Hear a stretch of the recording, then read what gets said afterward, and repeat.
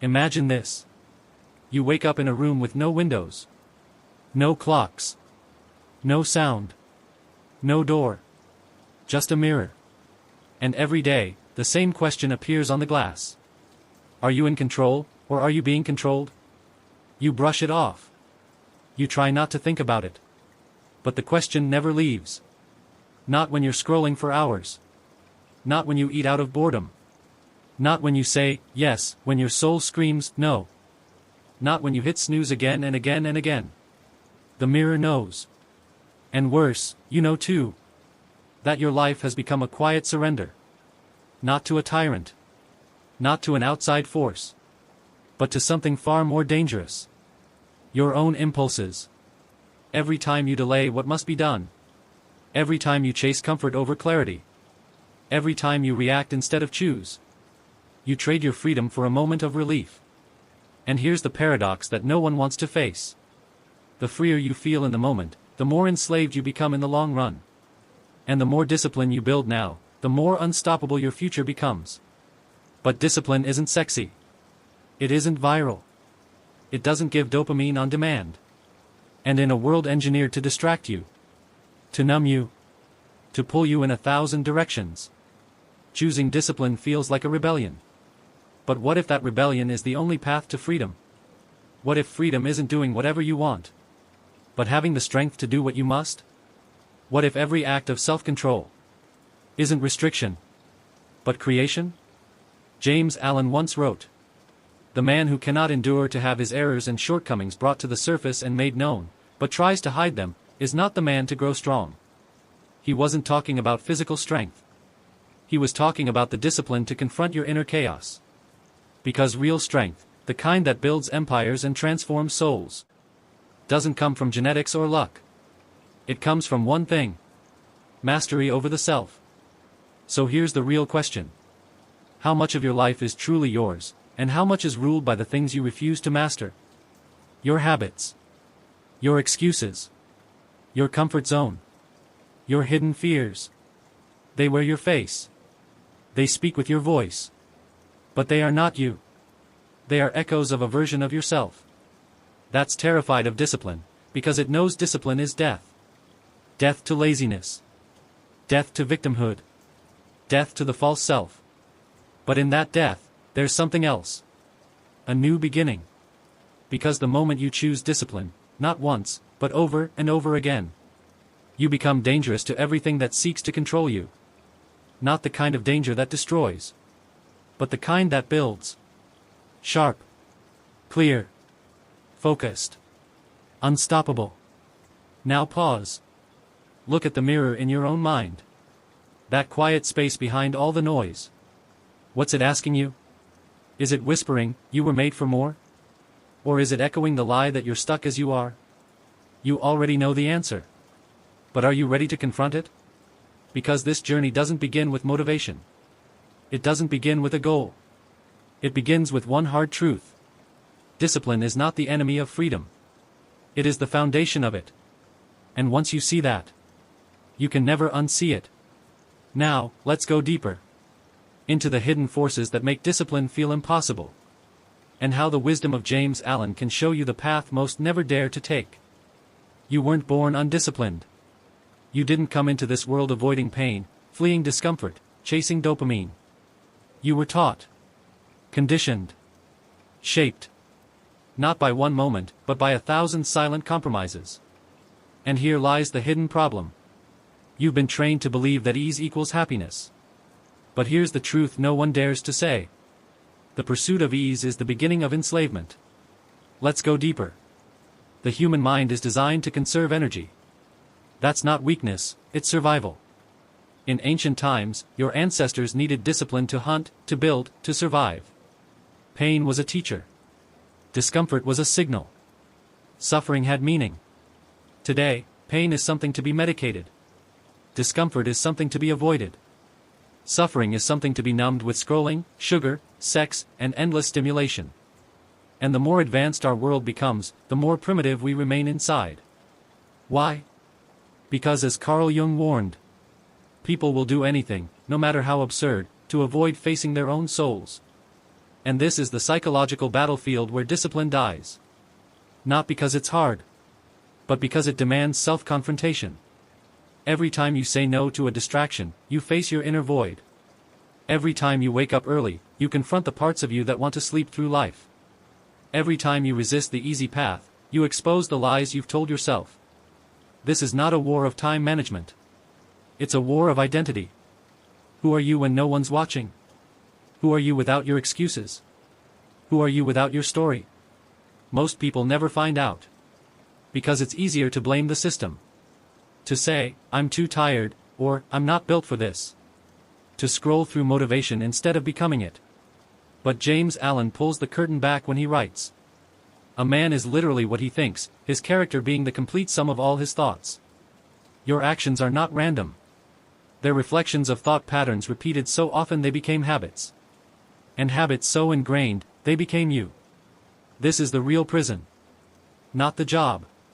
Not society. Not the economy. But the internal script you've memorized and never dared to rewrite. And society? It rewards that script. A passive mind is profitable. An undisciplined life is predictable. A distracted human doesn't rebel, they consume. This is not conspiracy. This is psychology weaponized. And here's the irony. You think your distractions are personal choices. You think your lack of motivation is just who you are. But in truth, they are symptoms of a culture that sold you comfort and robbed you of power. Because if you don't choose your pain consciously through discipline, you will inherit pain unconsciously through regret. Every missed opportunity. Every decaying dream. Every broken promise to yourself. They pile up. Not outside you, but within. And they become shame. And shame is the enemy of action. This is the root system beneath the surface. A mind addicted to instant gratification. A heart afraid to be alone with itself. A society designed to keep you weak. No wonder discipline feels unnatural. It is unnatural, within the cage you were born into. But that cage is not locked. And James Allen knew the key wasn't found in hacks or motivation, but in radical self-mastery. Only by much searching and mining are gold and diamonds obtained, and man can find every truth connected with his being, if he will dig deep into the mine of his soul. And so the question is no longer, how do I become disciplined? But rather, what am I afraid I'll find if I truly take control? Because the truth is, discipline doesn't scare you. Power does. And when you realize that your future has always been yours to command, you also realize something terrifying. Every excuse has been a lie. And now, there's no going back. Let's pull the veil back even further. Into the unseen consequences of a life lived without discipline. A life most people are already trapped in, without even knowing it. You can't hear it at first. It doesn't scream. It whispers. It starts with small things. You hit snooze once. You skip the workout. You eat what numbs, not what nourishes. You avoid the task. You lie to yourself. Just for today. But what you don't realize is this. Every small choice is a vote. A silent vote for the type of person you are becoming. And soon, without noticing, you are no longer making decisions. Your decisions are making you. This is how decay begins. Not with chaos, but with comfort. It spreads like a fog. Subtle. Soft. Suffocating. You still smile. You still scroll. You still function. But something deep inside is dying. Your clarity. Your edge. Your fire. Gone. Not because the world crushed you, but because you slowly surrendered, piece by piece, to yourself. And here's the part no one tells you. You can feel lost even when life looks fine. You can be successful and spiritually starving. You can be surrounded and still feel alone. Because undisciplined people don't just lose time. They lose direction. They lose the connection between who they are and who they were meant to be. That gap becomes a void. And to avoid feeling it, you fill it with distractions. Notifications. Fast food. Fast opinions. Fast pleasure. But none of it satisfies. Because deep down, your soul remembers what it came here to do. And every day you ignore it, the guilt compounds. Not guilt for doing wrong. Guilt for knowing better, and still doing nothing. This is the invisible pain. The silent regret that follows you in the mirror. The weight behind your eyes when you lie in bed. The low-grade sadness that lingers no matter how much you achieve. It's not depression. It's disconnection. You've abandoned the most important relationship in your life. The one with yourself. And society? It doesn't help. It celebrates numbness. Rewards instant pleasure. Shames inner work. Mocks discipline as toxic, obsessive, or rigid. But what's truly rigid is a life stuck in the same patterns. Repeating the same cycles. Watching the years pass like smoke. This is how mediocrity becomes normalized. And in the words of James Allen, men are anxious to improve their circumstances, but are unwilling to improve themselves, they therefore remain bound. The binding doesn't come from chains. It comes from habit. From thought patterns so deep, they operate on autopilot. From beliefs inherited, never questioned. From stories you tell yourself until they become fate. And as this internal erosion continues, it spills outward. Your relationships suffer. Not because others failed you, but because you no longer bring depth or presence. Your career stagnates. Not because there's no opportunity, but because you stopped sharpening your mind. Your health deteriorates. Not from one big decision, but from 1,000 small surrenders. This is how a life crumbles. From within. Silently. And still, you might say, but I'm okay. I'm surviving. But let me ask you, since when did surviving become the goal? Since when did existing replace living? Discipline isn't about rules. It's about aliveness. It's about saying, I refuse to sleepwalk through this life. Because if you don't wake up now, you may never. You'll become another body in the crowd. Another soul who had potential, but chose comfort. Another mind that traded its power for peace, and lost both. And maybe the scariest part is this. You'll never know what you could have been. That's the real cost of indiscipline. Not failure, but unrealized greatness. So now the question becomes unavoidable. What are you willing to endure to become who you were meant to be? Because the pain of discipline is sharp. But the pain of regret is infinite. And only one of them leads to freedom. You were told that freedom is doing what you want, when you want. That freedom is found in the absence of restriction, in the pursuit of pleasure, in the avoidance of discomfort. But that was the lie. A beautiful one.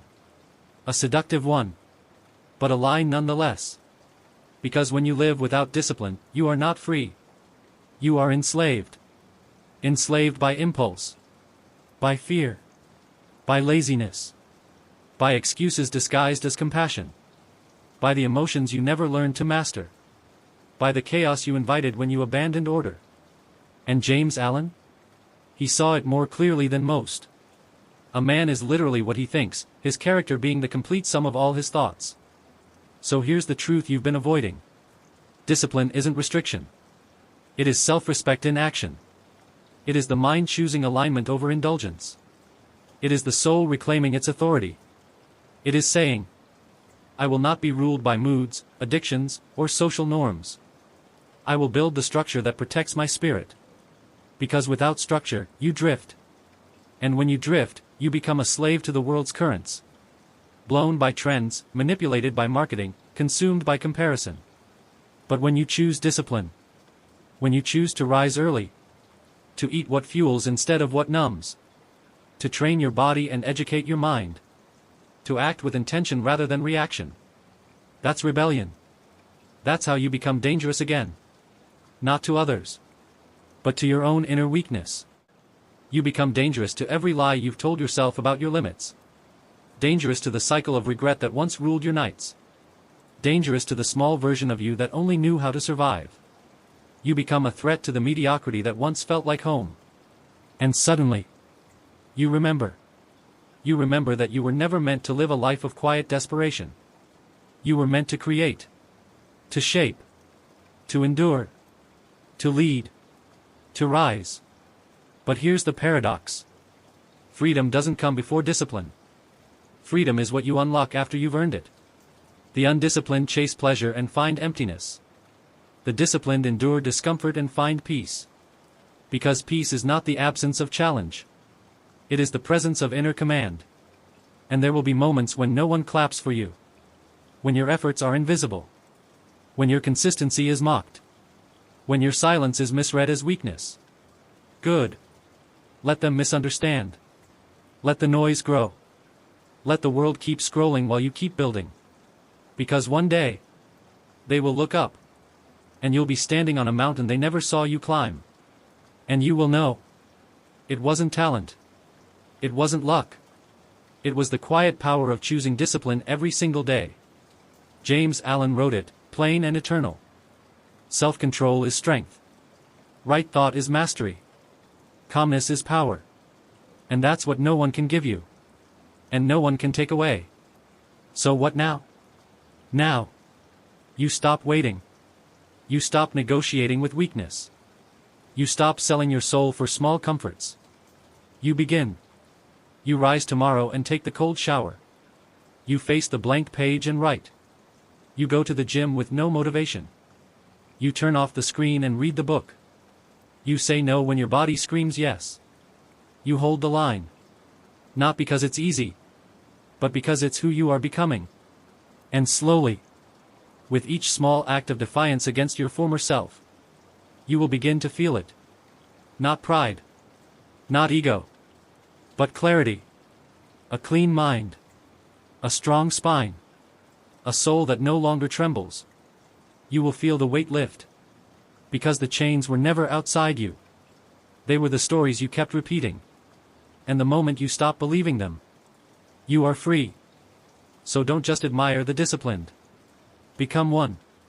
Because in a world of noise, the disciplined are silent. In a world of chaos, the disciplined are calm. In a world of confusion, the disciplined are clear. And in a world of victims, the disciplined are free.